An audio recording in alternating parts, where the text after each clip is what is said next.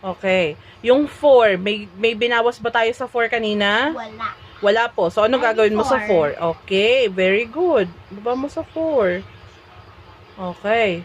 Ngayon, so, ilan yung sagot? 48 daw minus 6. Ilan yan? 42.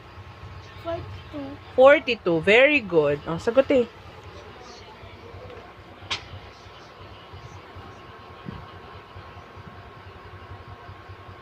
Yan. Nice. Very good. Oh, wow.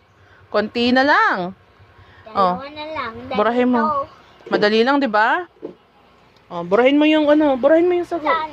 Ayun. Ito yung pampunas. Yung pinto, ginawa ng blackboard. Okay. Sunod. 29 minus 7. 2. Opo, 29. 29 minus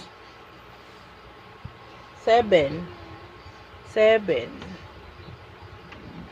Doon lang sa tapat ng 9 yung 7, baby. Oh, 9. Babawasan mo daw ng 7. Ilan? Ilan ang 9 mo sa kamay? Magbilang.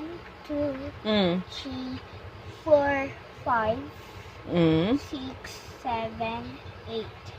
9. 9. Okay, 9. So, dun dyan sa 9 na yan, magbabawas ka ng 7. 1, 2, 3, 4, 5, 6, 7. 7. O, ilan lang natira? Dalawa. Dalawa. Very good. Yan. Ang galing mo na mag-minus, baby. Okay. Sa 2, may binawas ba tayo sa 2? Wala. Wala po. Ano gagawin mo 2. dyan? Or 2 ulit. Very good. Ilan yan sagot? 2, 20. 22. 22.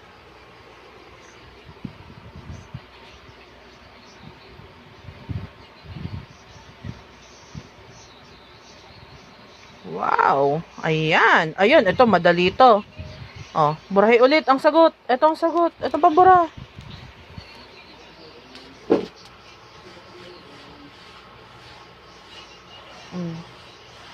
Bura yung 2, hindi mo naman binura. Oh, 15. 15 minus 5. Wow. 2. 5. 15 minus 5. 5 dito. Opo, 5 lang. 5. Opo. 5 din.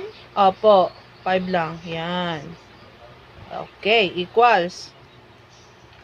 Equals. 1. Okay. May sinabi ako sa iyo kanina, 'di ba? Kapag magkapareho, ang ima-minus, ang sagot ay 0. 0. Very good. Oh, tapos yung 1, may ginawa ba tayo sa 1? Wala. Wala. 1 din. So ang sagot ay 10. 10. Very good.